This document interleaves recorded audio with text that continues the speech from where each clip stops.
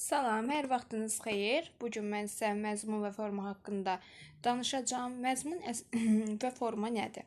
İlk olaraq bunu bilməlisiniz ki, məzmun əsərdə nədən söhbət gedirsə, o haqqda danışır. Sanki mövzu müəyyən olur. Yəni məzmun mövzu ilə bağlıdır. Daha sonra ideya müəyyən edir. İdeyanın çıxarılması üçün mövzu əsasında məzmun düşürülür. Yəni ideyanın çıxarılması mövzunun əsasında bir dənə məzmun düşünülür. Eyni mövzuda müxtəlif məzmunlu əsərlər yazıla bilər.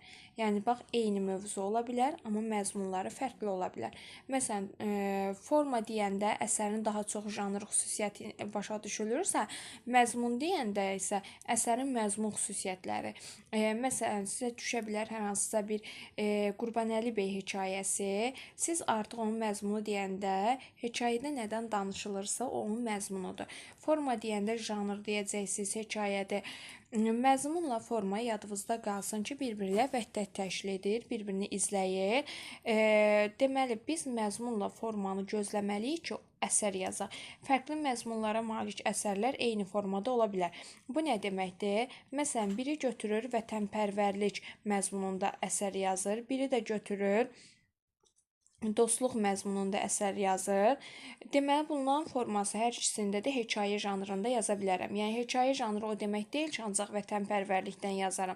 Və yaxud da ki, bayatın növləri var idi, müxtəlif məzmunları olurdu, amma forma olaraq yenə də bayatı olurdu. Eyni ilə baxın, qoşmanın növləri var idi, məzmunca növləri nə idi? Ustadnaməsi var idi, daha sonra qıfıl bəndi var idi, qıfıl bənd, bir də nə var idi? Vücudnamə. Bax, məzmunca onları idi, amma formaca yenə də qoşma olaraq qalırdı. Deməli, yadınızda qalsın ki, fərqli məzmunlarla malik əsərləri eyni formada yaza bilər. Məzmunla formanın təşkilində məzmun əsasdır. Bunu necə yadda saxlayaq? Düşünün, siz bir yerə gedirsiniz, həmin məzmun toy da ola bilər, yas da ola bilər. Siz toya getsəniz, bəzənəcəksiniz, yasa getsəniz, qara geyinəcəksiniz də. Deməli, siz məzmunu müəyyən edirsiniz, sonra formanızı seçirsiniz, paltarınızı seçirsiniz. Bax, ona görə məzmun birinci gəlməlidir. Siz getdiyiniz yerə uyğun forma seçməlisiniz. Yəni, əsərdə də belədir, ədəbiyyatda da belədir ki, məzmunla formanın vəhdətində məzmun əsasdır. Məzmun formanı müəyyən edir. Yəni, sən hansı məzmunda geyinəcəyini, birinci hara gedəcəyini müəyyən etməlisən, ona uyğun forma seçməlisən. Forma ilə məzmuna təsir edir, onu tamamlayır. Forma ilə müqayisədə məzmun daha çox dəyişkəndir. Nizami Gəncəvin məsələn İskəndərnamə əsərində, Leyli və Məcnun əsərində məzmunları eyni deyil. İskəndərnamədə İskəndərin Cahangirlik tarixidir, Leyli Məcnun məhəbbətdir. Amma bunların formaları eynidir. Hər ikisi poemadır. Deməli, müxtəlif məzmunda olan əsər, amma forması eyni oldu. Aşıq Ələsgərin eyni şeir formasına istifadə edərək, məsələn, qoşma janrında müxtəlif məzmunlu əsərlər yazıb. Məsələn, Molla Pənah Vaqifin Hayıf ki yoxdur, ictimai siyasi mövzudadır. Pəri isə qoşmada, amma gözəllərə həsr olunubdur. Görürsüz, məzmun fərqlidir, amma forma hər hamısında nə oldu? Qoşma. Yenə deyirəm, məzmun əsasdır, forma daha sonra gəlir. Amma bunlar bir-birini hər zaman izləməlidir. İndi isə bura baxın. Mövzu və ideya nədir bəs? Mövzu bədii əsərin ortaya çıxması üçün əsas mərhələdir. Müəllif mövzunu müəyyən edəndə şahid olduğu, müşahidə etdiyi hadisələrdən eyni dərəcə təsirlənmir. Yəni, hər müəllifin şahid olduğu hadisədən eyni dərəcə təsirlənmir və müəllif hər mövzuya eyni yanaşmır.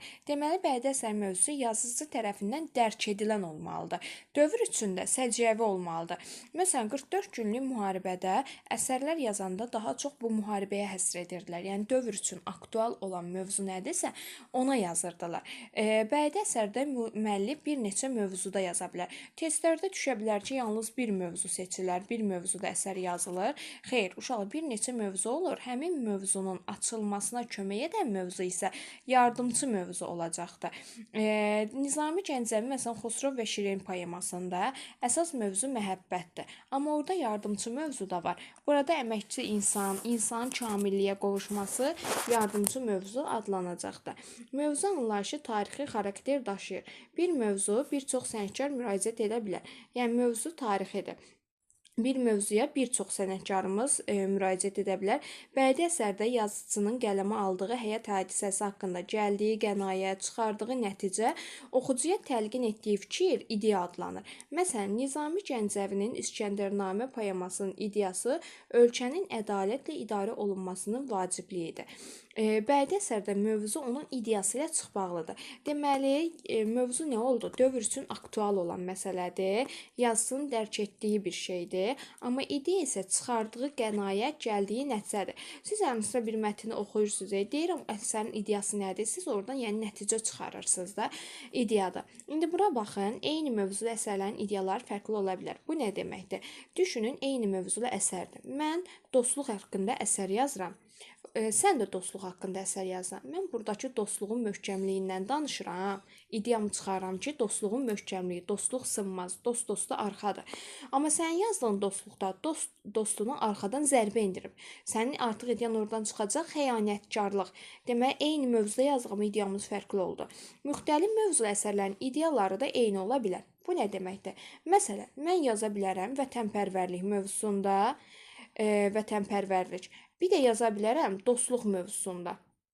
Bunlardan da yeni ideya çıxara bilərəm ki, mən gəlib dostluğa çıxa bilər, vətənlərini qoruyan iki gəncdən yaza bilərəm. Yenə də ideyalar eyni ola bilər. Eyni formada müxtəlif mövzu əsərlər yazmaq olar. Eyni formada. Bax, məsələn, sən qəzəl yazırsansa, sən bu qəzəli ictimai siyasətdə yaza bilərsən, məhəbbət də yaza bilərsən. Eyni formada müxtəlif mövzular yazdım. Eyni ilə qoşma janrını götürərsən, ustadnamədə yaza bilərsən, vücudnamədə yaza bilərsən, gözəlləmədə yaza bilərsən. Eyni mövzu müxtəlif müəlliflərin əsər yaza bilərlər. Bunu öyrənəndən sonra bədii əsərdə hadisə və sürət nə deməkdir? Sürət anlayışı bir məhdud anlayışdır, bir də geniş anlayışdır.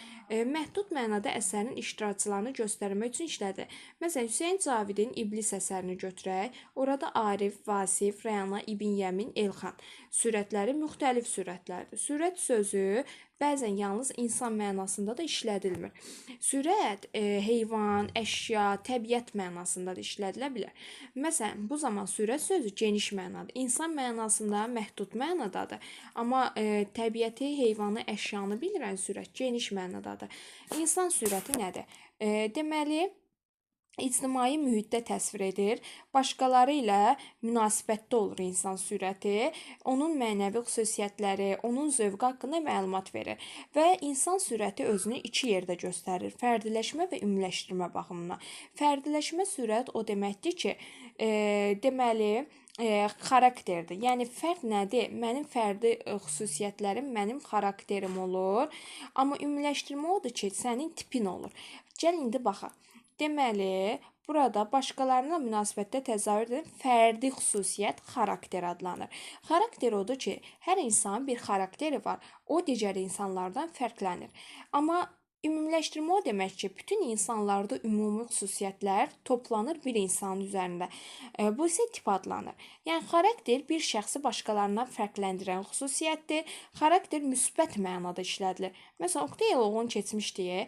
Baxın, orada Oqtay xarakterdir. Nəyə görə xarakterdir? Çünki müsbət sürətdə o teatr yaratmaq istəyir. Onun xarakteri xalqını düşünürdü. Özünə məxsus xüsusiyyətləri var idi ki, o da əsərdə heç kimdə yox idi. Xarakter fərdiləşmə baxımından diqqəti cəlb edirsə, tip ümumiləşdirmə, yəni tipikləşmə baxımından cəlb edəcəkdir. Məsələn, Danabaş kəndinin əhvalatları povesti var idi. Orada Xudayar bəy obrazı canlandırılmışdı. Xudayar bəy mənfi sürət kimi verilmişdi. Xudayar bəy həmin dövrdə bütün bəylərin ümumiləşdirilmiş sürəti idi. Yəni bütün mənfilikləri öz üzərində cəmləmişdi. Xudayar bəy arxalanırdı qlavaya və xalqa əziyyət verirdi. Deməli, burada Xudayar bəy mənfi sürətdir. İstər də Qurbanəli bəy sürətinin verilməsi nə görə bilərik? Qurbanəli bəy sürətində də mənfi sürətdir və ümumiləşdirilmiş sürətdir. Həmin dövr üçün çara yaltaqlanan, Rusa yaltaqlanan bir obraz yaradılmışdı və heç nə demədən, onlara qarşı gəlmədən baş əyərək onların hər dediyini eləyirdi. Bu isə ümumiləşdirilmiş bir obraz kimi canlandırılmışdı. Müəllif bəzən həyatda yaşayan və fəaliyyət göstərən bir adamın həyatını ümumiləşdirməyi qarşısına məqsəd qoyur. Bu da proobraz və prototip. Proobraz və prototip mütləq həyatda yaşayan real bir insan olmalıdır. Səməd Vurğunun Vaqif pyesi var idi. Orada Vaqif doğrudan da həyatda yaşamış böyük bir şair idi. Deməli, Səməd Vurğunun yaratdığı Vaqif əsərində o proobrazdır. Cəfər Cabbarın Oqtay Elğulu pyesindəki Oqtay isə müəllifin özünün proobrazıdır. Demək, Oqtay müəllifin özünün yaratdığı, sanki Oqtayda özünü görürdü. Başa düşdünüz? Demək, Cəfər Cabbarlı orada özünü yaradıb deyə, buna da biz o proobraz deyə bilirik. Gəlin indi sual-cavab eləyək. Dedik ki, sürət anlayışı məhdud və geniş mənada işlədilir. Məhdud məna nə idi? Bəli, insan sürəti. Geniş mənada nə idi? Əşya, heyvan və təbiət sürəti idi. Bəs yaxşı, demək, xarakter özünü hansı cəhətdən göstərirdi? Bəli, fərdləşmə cəhətdən. Bəs tip özünü hansı cəhətdən göstərirdi? Bəli, ümumiləşdirmə cəhətdən. Mövzu və ideyada, mövzu və formada, məzmun və formada. Məzmun əsaslı yoxsa forma? Biz birinci məzmunu götürməliyik, ona uyğun forma geyinə.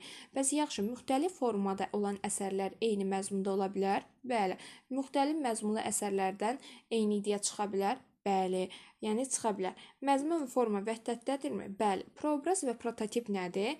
Bəli, real insanlardan danışmalıdır. Fərdləşmə baxımından diqqəti cəlb edən nədir? Bəli, xarakterdir. Bəs ümumiləşdirilmə baxımından diqqəti cəlb edən nədir? Bəli, tipikləşmədir. Müsbət və mənfi sürətlər. Bədii əsərdə irəli sürülən ideyaya tərəfdar olan, başqalarına humanist hissəsinə yanaşan sürətə müsbət sürət adlanır. Yəni, müsbət sürət ideyaya tərəfdar olur. Müəllif ideyanı hər zaman müsbət mənada saxlayır ki, və həmin ideyanın tərəfdarı olan müsbət sürət olur. Mənfi sürət isə əksinə olur. İdeyaya qarşı çıxan sürət olur ki, biz ona mənfi sürət demiş olacağıq. Mirzə Fətəli Axundzadənin Aldanmış Kəvakib povestində xalqın rifahı üçün islahatlar aparan Yusif Sərrac sürətinə biz müsbət sürət deyirik, amma Şah Abbas sürətinə mənfi sürət deyirdi. Çünki orada həmçinin Mirzə Möhsün, Sərdar Zaman, Mirzə Yəhya, Molla Səməd kimi mənfi sürətlər var idi. Müsbət sürət müəyyən qüsurları ilə təqdim oluna bilər, lakin bu nöqsanlar onun müsbət sürət olmasına mane olmur. Məsələn, İskəndərnamə əsərində İskəndər müsbət sürətdə, amma alimi təpişləyərək yuxudan oyadır. Mənfi sürətdə də, mənfi xarakterinə də yer verilibdir. Amma biz ona yenə də mənfi sürət deyə bilmərik. Mənfi sürət müsbət sürətdə əsərin baş qəhrəmanı ola bilər. Məsələn, İblis əsərində biz İblisi mənfi sürət olsa da əsərin baş qəhrəmanı kimi görürük. Daha sonra bədii əsərin qəhrəmanı əsərdə təsvir olunan hadisələrin mərkəzində duran, aparılan mübarizənin təşkilində, gedişində mühüm rol oynayan, yazısının ideyasını təbliğ edən sürət qəhrəman adlanır. Bədii əsərin qəhrəmanı yadınızda qalsın ki, mənfi sürətdə ola bilər. Yəni, həm müsbət, həm mənfi. Və lirik əsərlərdə qəhrəman kim olur? Lirik əsərlərdə qəhrəman elə müəllifin özü olacaqdır. Yəni, özü qəhrəman sayılır və biz bu qəhrəmana lirik qəhrəman adını veririk. Əsas və epizodik sürətlər. Əsərdə təsvir olunan hadisələrdə fəal iştirak edib, sujet xətti ilə möhkəm bağlı olan, hadisələrin mərkəzində olan şəxsə əsas sürət deyilir.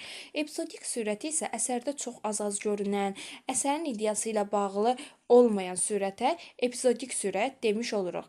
Məsələn, baxın, Mirzə Fətəli Axundzadənin Aldanmış Kəvakib povestində Mövlana Cəmaləddin bütün epizodlarda yer almasa da, hadisələrin gedişində böyük rol oynar. Müsbət sürət və əsas sürət anlayışı, Mövlana Cəmaləddin düzdür, əsərdə az iştirak edir. Amma əsərin açılmasında onun adı ilə bağlı olduğuna görə biz buna əsas sürət deyirik. Amma epizodik sürətdə sujet xətti ilə əlaqəsi olmur.